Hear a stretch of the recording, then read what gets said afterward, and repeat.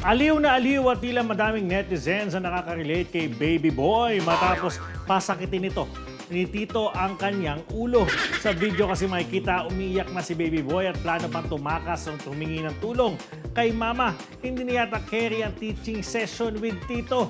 Dinagsa naman ng iba't ibang komento ang comment section ng uploader at napakwento na din ang iba. Paano ba naman kasi ang daming nakarelate lalo na ang mga Generation Y o mas kilala bilang millennials. Hindi pa nga nagpatalo at kanya-kanya silang pabida ng kanilang karanasan. Dahil ayon sa kanila, mas matindi pa nga daw nung kapanahunan nila dahil may pagpalo pa ng walis, sinturon o di kaya hanger. Saan pupunta? Mama. Mamaya yun si...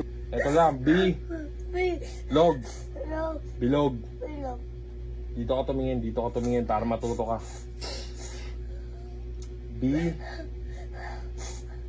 Masakit na ba ulo mo? Tingnan ko kung paano sumakit ulo mo. Tingnan ko kung paano yung sakit ng ulo.